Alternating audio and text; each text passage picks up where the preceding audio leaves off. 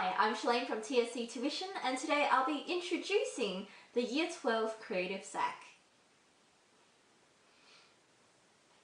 Quite a few schools do the Creative SAC as their first SAC of the year, and many students are quite confused about what this entails. After all, how exactly are you supposed to talk about a text without writing an essay, which you've done pretty much all the way through high school? The way that I like to think about it is that unlike an essay where you are analyzing or explaining the themes and ideas of a text, what you're doing in a creative response is that you are demonstrating your understanding of these ideas and themes. Like a text essay, you'll still be marked on your knowledge of the plot and the text, as well as your knowledge of the themes. In addition, you will be marked on your knowledge of the author's style and how well you can demonstrate this through your own writing. Despite this being called a creative response, there's actually not that much creativity involved in terms of inventing new characters and new plot lines and things like that. The creative response is really there for you to demonstrate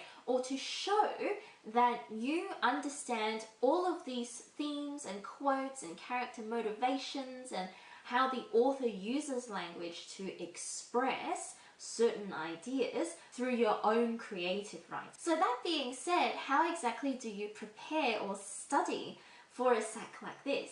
First things first, you need to read or watch your text. Secondly, you need to know your themes and characters well. Now this involves knowing quotes. While you're not expected to have quotes per se in the creative response, it is helpful to have them up your sleeve so that when you are demonstrating certain ideas or themes, you can model your expression on these quotes. Thirdly, you need to pay attention to what these characters or what the narrator's voices sound like. Just as I speak in a particular voice and you will have your own particular voice when you're talking too, in writing, characters speak in very particular ways, and authors use language to make these voices come to life, and it is your job to really pay attention to what these characters sound like so that you can mimic them in your creative response.